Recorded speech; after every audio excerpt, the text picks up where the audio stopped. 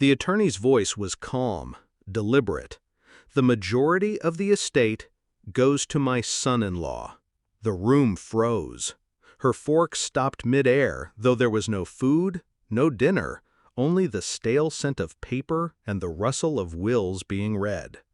My wife, ex-wife technically, was staring at me like she'd just watched me crawl out of my own grave.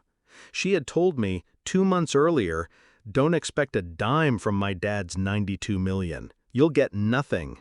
I didn't argue then. I just smiled and said, "Of course." She thought that was the end of it.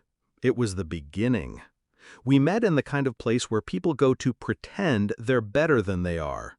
A charity gala, crystal chandeliers, waiters with accents that didn't match their name tags. She was magnetic. Not beautiful in a delicate way, more like she knew beauty was currency and spent it recklessly. Her father was already a shadow in the background. Wealthy, private, the kind of man who shook your hand and weighed your soul in 3 seconds. When I met him, I gave him my full name, no embellishments. He gave me a nod. Later, I'd learned that nod was his version of approval. Our marriage was fine for a while. We traveled, laughed. She had a way of making you believe you were lucky just to stand next to her. I was in love, foolishly so. It wasn't one moment, it was a pattern. The locked phone, the late-night girls' trips that didn't require luggage, her new perfume that smelled like expensive lies. I didn't snoop, I didn't accuse, I watched. And then, one evening, I found it without looking. Her iPad open on the kitchen counter, a thread of messages still glowing. "He won't fight the divorce. We'll be free soon." Free. The word she used with him, not with me. My pulse didn't spike, my hands didn't shake. I just closed the device. My marriage ended in that moment, but she didn't know it yet. She wanted a divorce. She wanted me gone, clean, quiet, with a check for nothing and my dignity in shreds. Fine. I'd leave her the first part. The second, never. I started with her father. Not in a desperate way, in a professional way. I knew he liked precision, loyalty, and silence. So I offered him all 3. I started handling small tasks for him, things his own children were too busy or too entitled to manage. Tax research, property maintenance. I asked questions no one else bothered with. How's the vineyard holding up? Has anyone reviewed your charitable trust lately? I wasn't angling for money. I was proving a point. I saw him. Over 2 years, he gave me responsibility. Accounts, properties, signatures. We never spoke about my wife's affairs. He wasn't the type to need the details. He could smell rot from across a room. When the divorce papers came, I signed. No resistance. She thought my compliance meant defeat. She moved into her new apartment. Rented, flashy, soulless. He didn't visit. Behind the scenes, the will was being revised. Not once, not twice, 3 times.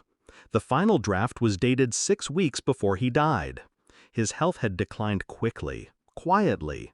She barely noticed. She was too busy parading her new freedom on social media. He called me in one night, just the 2 of us. "You've been loyal," he said. "More than my own blood." I didn't thank him, I just nodded, the same way he had, all those years ago. The legal structure was simple but devastating.